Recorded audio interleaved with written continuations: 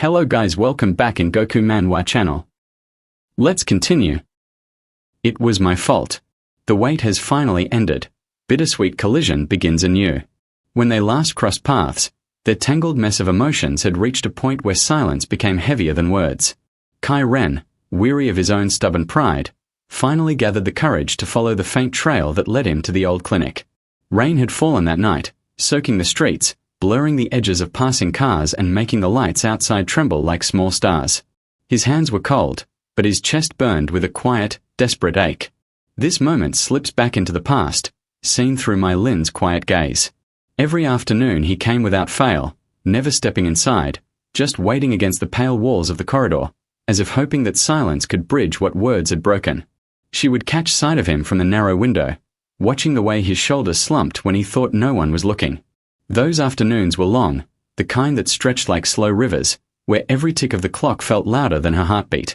The nurses began to notice him too, a silent shadow leaning near the window, rain or shine.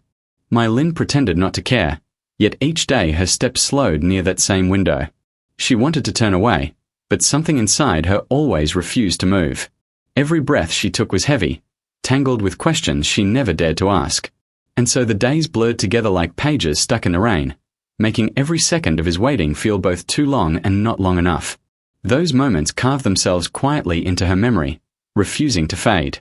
If the daylight manages to keep my thoughts busy with endless tasks, then the night creeps in like an old memory, quiet but persistent, slipping through the cracks I try so hard to seal.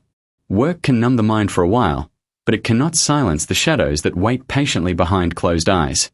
As soon as the lights dim, dreams return in fragments, scattered like broken glass, sharp, incomplete, and never kind.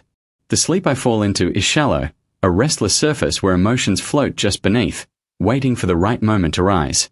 Sometimes, in the heavy stillness of midnight, I wake up with a start. The room is silent, but the emptiness inside me roars. My chest tightens, not from fear but from a hollow ache that refuses to name itself. It's strange, this emptiness. It doesn't come like a storm, it seeps in slowly, pressing against the edges of my heart until it's all I can feel. I lie there, staring into the darkness, convincing myself that detachment is necessary, that moving on is the rational choice.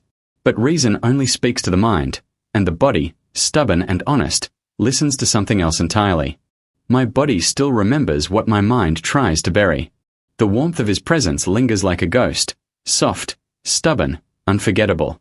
It remembers the press of fingers against my skin, the gentle weight of his hand, the scent that used to cling to the air and make everything feel safe for a little while. Those sensations are no longer here, yet they live in me as if time has no power over them. And then comes that dull, dragging ache, not sharp enough to break me, not faint enough to ignore. It settles deep within, breathing with me, existing quietly in every heartbeat, as if love itself refuses to let go. I just need to get through this period. As long as I survive these dragging, endless days, things will eventually fall back into place. That's what I keep telling myself, like a quiet mantra echoing in my head. The faded signboard ahead reads Internal Respiratory Department, the letters cold and sterile under the hospital's pale lights. My body is already burning up with fever, a cruel gift from the weight pressing down on both my mind and flesh. The 4-drip room is packed to the brim, every bed occupied, so they push a metal stand toward me and I settle down in the hallway, surrounded by the quiet hum of machines and distant coughing. Ah, it happened anyway. I still caught it. The infection wins its way through me like a slow fire, leaving my limbs heavy, my breath uneven. My strength is leaking out drop by drop, just like the fluid in the clear plastic bag hanging above me. Sleep tempts me, but fear holds me awake. If I close my eyes, I might sink too deep, so I force myself to keep staring ahead at the white-tiled wall, listening to the faint footsteps around me. I have no one sitting beside me, no hand to hold, no warmth to share. Just me and the sound of the drip, counting seconds in a place that doesn't care.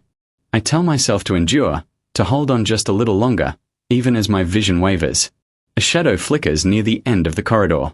My heart skips. Someone's there. The figure stands still, blurry against the flickering light. For a moment, hope flickers too, fragile but bright. I try to lift my head, but the weight is too much. And then it hits me, like a quiet chill. There's no one. Just the echo of my exhaustion turning into shapes. Just a hallucination. A soft, Cruel trick of a tired mind refusing to rest. Lately, I keep catching glimpses of his shadow in the corners where we once lingered together. The empty seats, the quiet halls, even the light spilling through the window, all of it carries the faint trace of him. Zheng Shuyi. The name slips through my mind again and again, soft but sharp, like a whisper I can't silence. This time, it must be the same. Zheng Shuyi. Zheng Shuyi. My eyelids flutter, and when I force them open, the world sharpens around me. The room isn't spinning.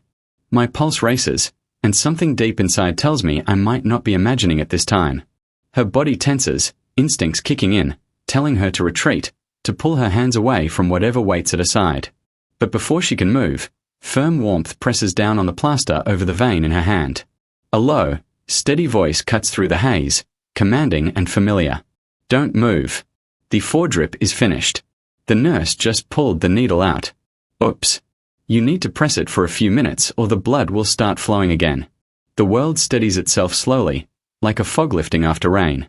She hesitates, then lets her fingers brush against the back of his hand, just a faint touch, testing the reality of what stands before her. Warmth. Solid. Real. Her gaze shifts left, then right, almost afraid that the moment will vanish if she breathes too loudly. But no, it's still him. That same quiet presence, standing over her like a constant she had long given up on. And then, without warning, a tear slides down her cheek, landing on his skin like a fragile confession. It's Shi Yang. It's really him.